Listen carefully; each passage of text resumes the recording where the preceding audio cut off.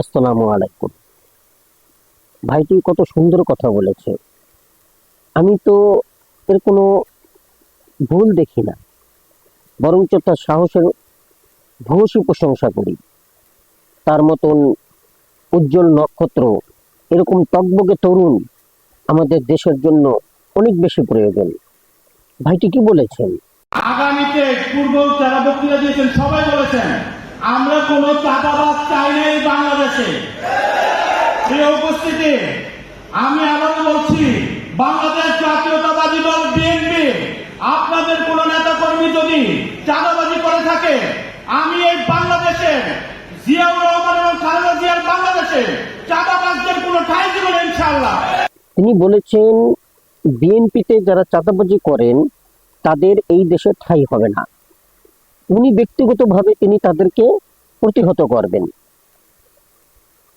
বাংলাদেশের জিয়াউর রহমানের বাংলাদেশ এবং খালেদা জিয়া এই বাংলাদেশে কোনো খুনি বা চাঁদাবাজির ঠাঁই হবে না, এই কথাটাই তিনি বলেছেন। তাতে এখানে উপস্থিত লোকদের উত্তেজিত হবার কারণ কি?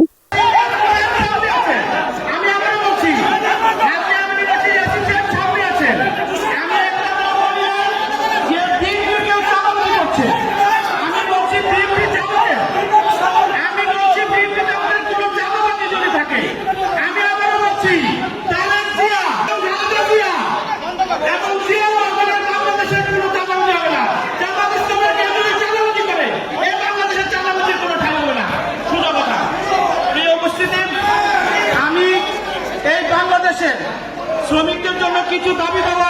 ওনার এমন কি ভুল হয়েছে? অর্থাৎ এরা চাঁদাবাজির জন্য কি লাইসেন্স চাচ্ছে? তাহলে কি কি বল কি লাইসেন্স? চুরির লাইসেন্স দিলে কি হইব?